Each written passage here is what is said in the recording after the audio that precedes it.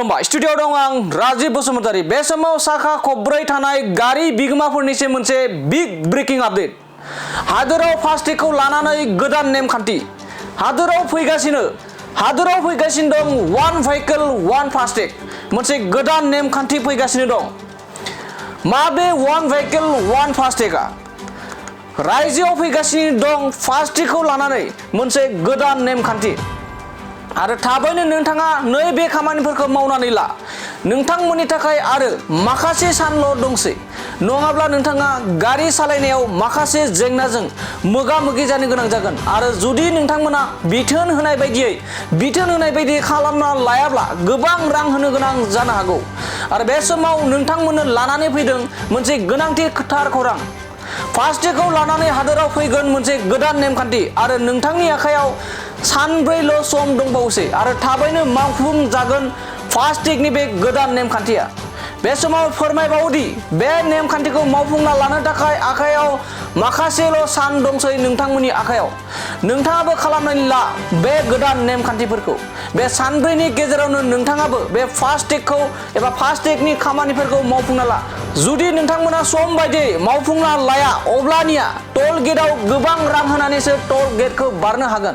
आरो फास्टेगनि बे खामानिफोरखौ बैथि दाननि 30 जानुवारि खालारनि गेजेराव मावनानै ला बे गोनांथिथार खामानिफोरखौ। जुदि बे खामानिफोरखौ मावफुंनानै लायाब्ला नोंथांनि गारियाव थानाय फास्टेगआ खामानि होयै जानो हागौ आरो बेफोर खामानिखौ मावफुंनानै लायाब्ला टल गेटआव होनांगोन गोबां रां। 30 जानुवारिनि गेजेराव KYC आपडेट खालामनानै लानांगोन नोंथांनि गारियाव थानाय एबा नोंथांनि गारियाव सिथाबनानै दोननाय फास्टेगखौ। साखा खब्रै थानाय बिथांमोननि थाखाय मोनसे बिथोन फैदों। नेशनेल हाइवे अथ'रिटिनिफ्राय बे बिथोनखौ होनाय जादों। हादोराव वान भेहिकल वान फास्टेग बे नेमखान्थिया थाबैनो मावफुंजासिगोन। नङाब्ला नोंथाङा गारि सालायनाय समाव टल गेट बारनो थाखाय टल गेटआव गोबां रां होनानैसो टल गेट बारग'लांनो हागोन। बे समाव फिन फोरमायबावोदि फास्टेगखौ लानानै हादोराव गोदान नेमखान्थि जासिगोन। KYC आपडेट खालामनो थाखाय नोंथाङा बेंक नङाब्ला टल प्लाजायाव सुलाद लानो हागोन। नोंथांनि गारियाव थानाय फास्टेगखौ थाबैनो KYC आपडेट खालामनानै ला। जुदि नोंथांमोना थाबैनो नोंथांनि फास्टेगखौ KYC आपडेट खालामनानै लायाब्ला टल गेटआव गोबां मानि रां जुरिमाना होनांगोना बे रोखा। बेखायनो थाबैनो फास्टेगखौ नोंथाङा KYC आपडेट खालामनानै ला, नङाब्ला नोंथांनि गारियाव थानाय फास्टेगआ सोलिनाय नङा आरो गोबां मानि रां होनानै टल गेटखौ बारनो गोनांथि जागोन।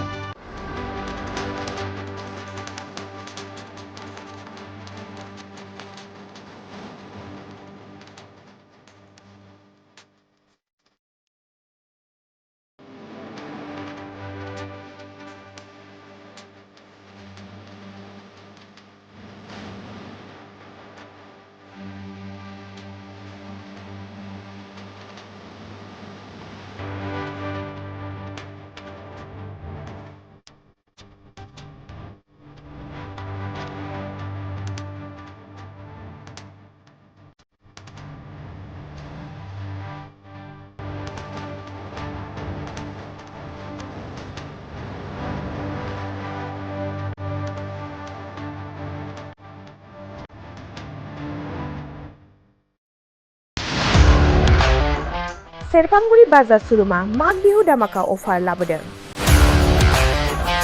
क'क्राझार जिल्ला सेरफांगुरियाव थानाय फुंखा एन्टारप्राइज बाजार सुरुमा 11 जानुवारिनिफ्राय 30 जानुवारिसिम माग बिहु दामाका अफार आरो एक्सचेन्जनि खाबुफोर होगासिनो दङ। नोंथांमोना सेरफांगुरियाव थानाय फुंखा एन्टारप्राइज बाजार सुरुमाव खुंफुंजानाय माग बिहु दामाका अफार एक्सचेन्जआव फैनानै नोंथांनि लुबैनाय बाजाजनि बाइकखौ लांफैनो हागोन।